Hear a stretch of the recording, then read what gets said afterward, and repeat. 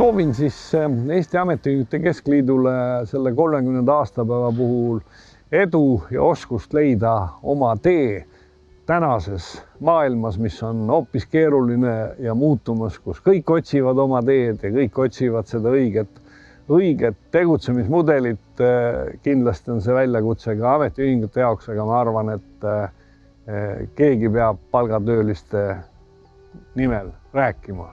Ja kui seda teha mõistlikult, siis on see ühiskonnale abiks ja kasuks. Soov 30. juubeli puhul olla rohkem nähtav.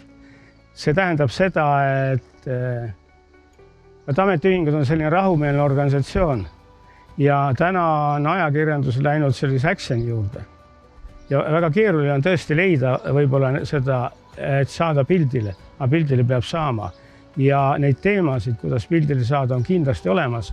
Ja jälle, eriti on neid teemasid täna, kui juba siin räägitakse tööpäeva pikendamistest ja mitte keegi ei räägi sellest, kuidas moodi töötajad tööturule tagasi tulevad, kuidas nemad oma kompensatsiooni kätte saavad. Praegu räägitakse ainult sellest, kuidas ühesõnaga võimsaid ettevõtteid toetada, aga kuidas inimesed oma toimetuleku tagasi saavad. Seda on vaja ametiühingutel täna rääkida. Jõudu ja tugevust ja edasi arenemist. Et selles mõttes ajad on keerulised ja ootused on ju väga erinevad.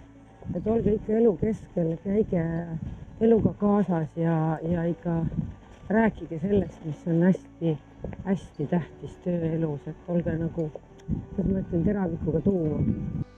Pidades silmas nii möödunud Keskliidu 30.